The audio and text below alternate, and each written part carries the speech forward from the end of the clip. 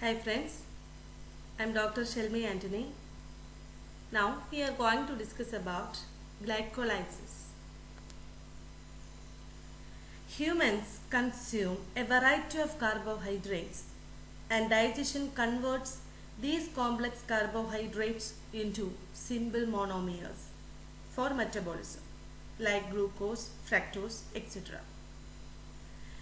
Glucose constitutes 80% of the products in the cells.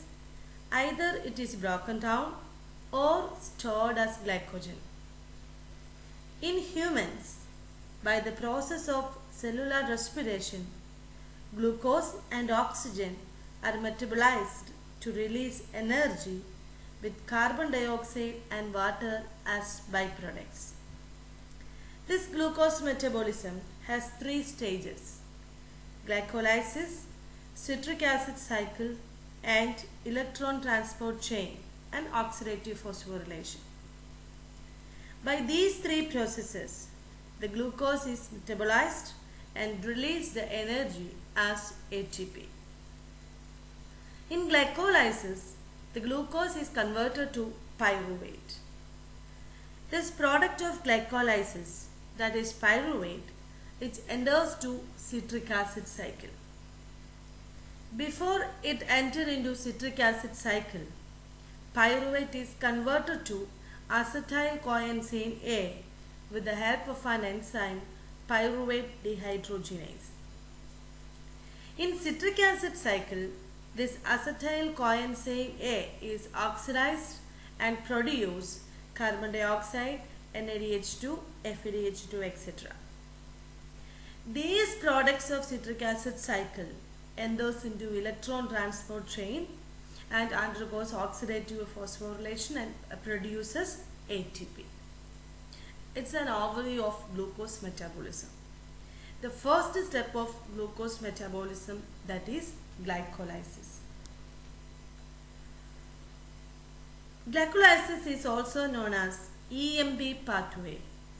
EMB pathway means Embedden, Meyerhof and Parnas pathway, in honor of these pioneer workers in the field of biochemistry. Glycolysis occurs in the cytoplasm of both prokaryotes and eukaryotes. During glycolysis, the 6-carbon glucose is broken down into 2 molecules of 3-carbon pyruvate via 10 enzyme catalyzed sequential reactions. These 10 reactions are grouped under 2 phases. Phase 1, preparatory phase. It consists of first 5 steps. This phase results in the cleavage of hexose chain and it requires an investment of 2 ATP molecules to activate or prime the glucose molecule and prepare it for its cleavage into 2 3-carbon molecules.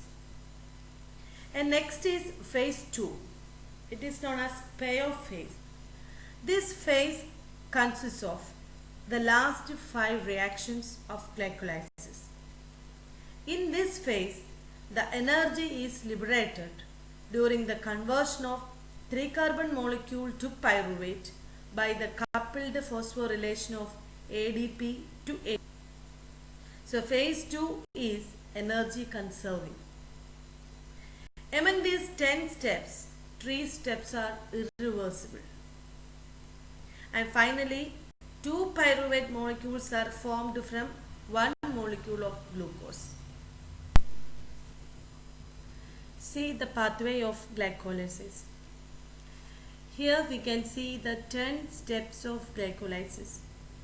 The first 5 reactions of glycolysis constitutes the phase 1 preparatory phase.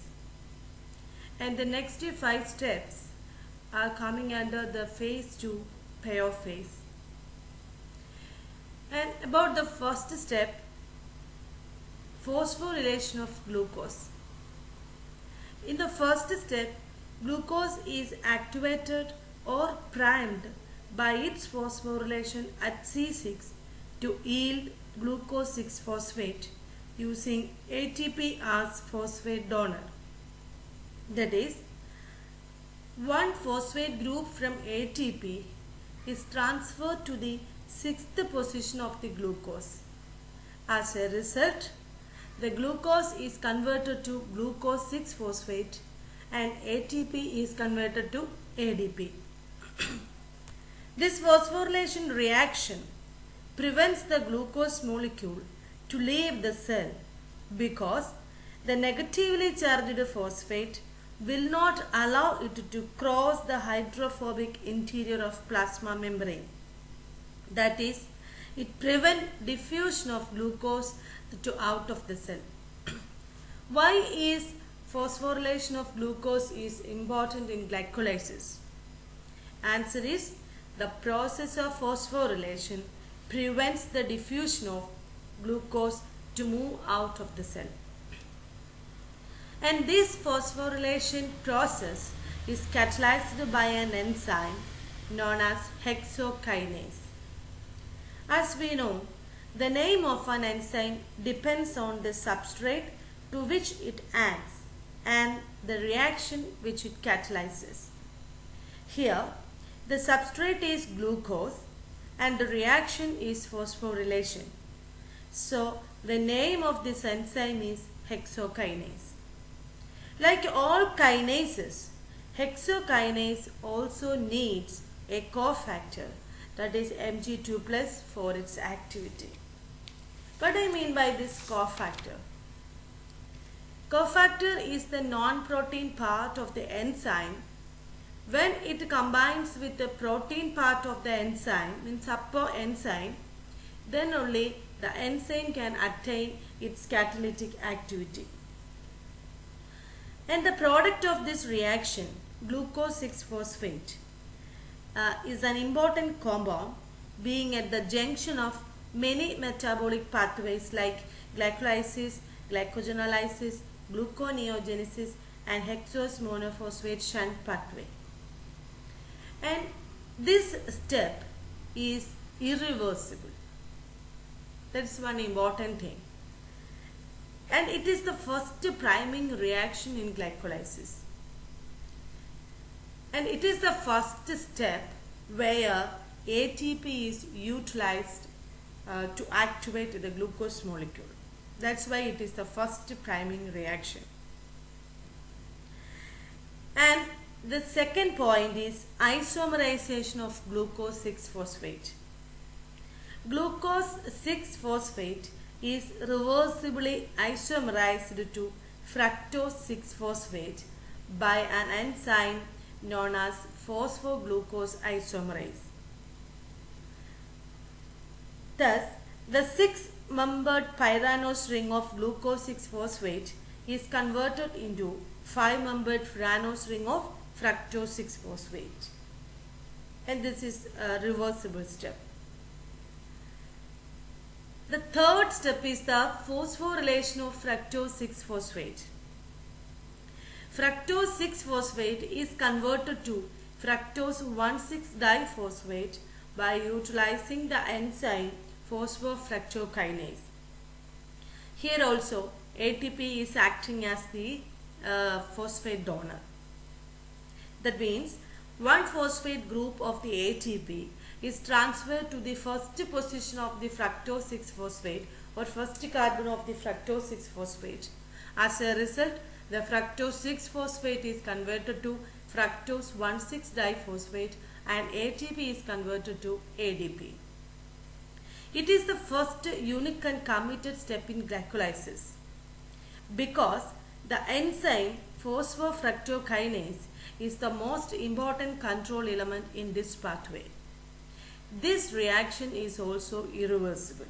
See, the first reaction and third reaction, these two steps are irreversible. And one more important point about this step, this reaction is the second priming reaction. One ATP is utilized here to prime or activate the glucose molecule. And about the fourth step, it is the cleavage of fructose 6-phosphate, fructose 1,6-diphosphate to glyceraldehyde 3-phosphate and dihydroxyacetone phosphate with the help of an enzyme aldolase.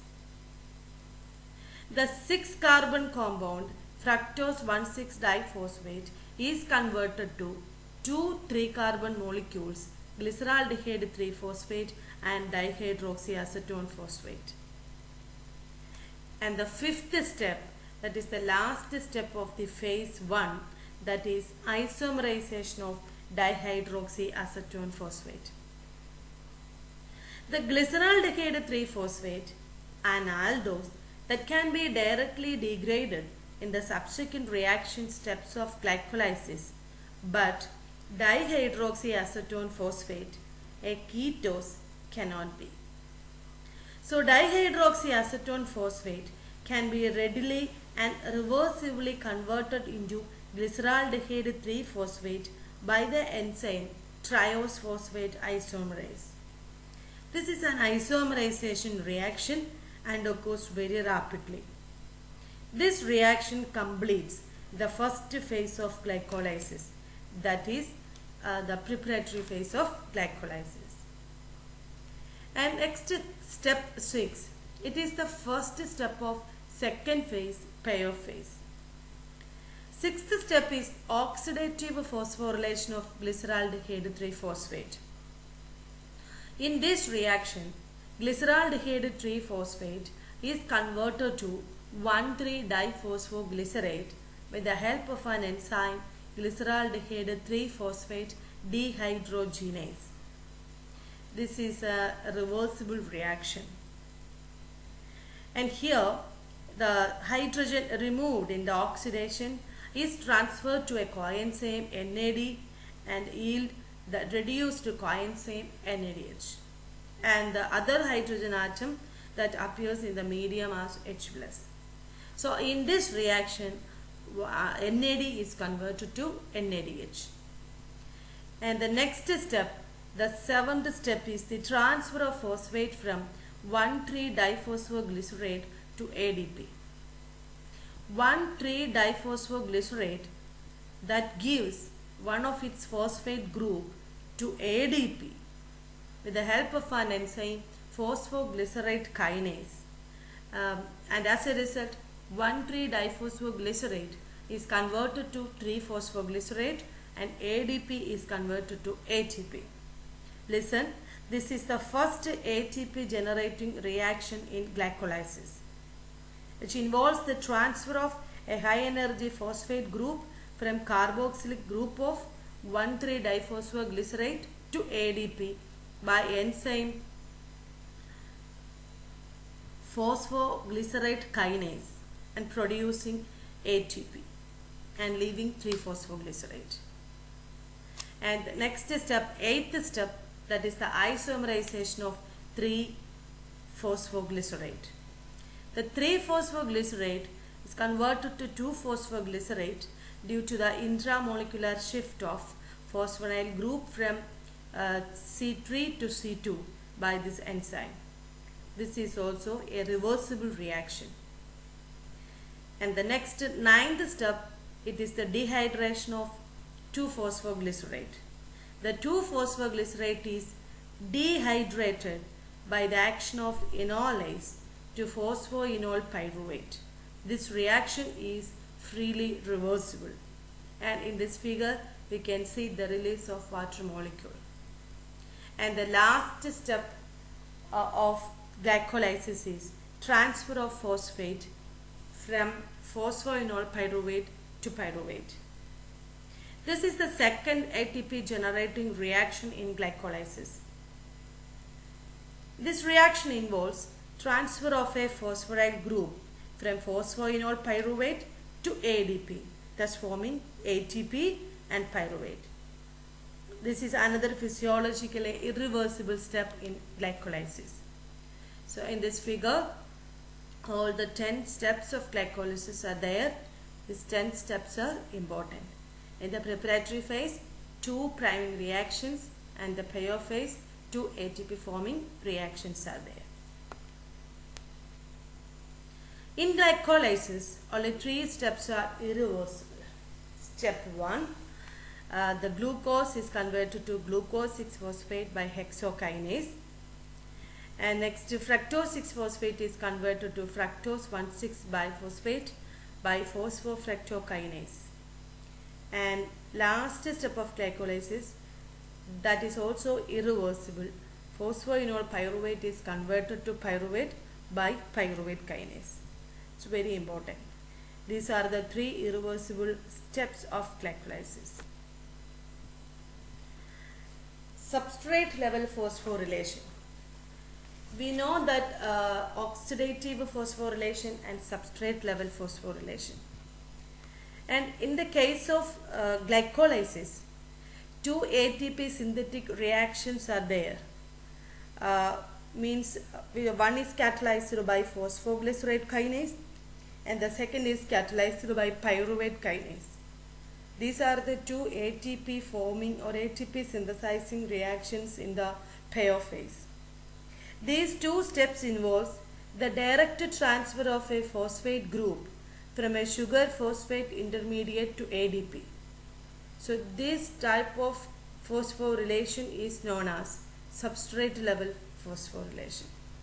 So there are 2 ATP synthetic reactions in glycolysis are very important because substrate level phosphorylation is happening there. As a result of that, ATP molecules are formed. Which are those 2 ATP synthetic reactions? One is 1,3-diphosphoglycerate is converted to 3-phosphoglycerate by phosphoglycerate kinase, and the second is phosphoenol pyruvate is converted to pyruvate by pyruvate kinase. And the net yield of glycolysis. In the preparatory phase, 2 ATP molecules are consumed in the steps 1 and 3.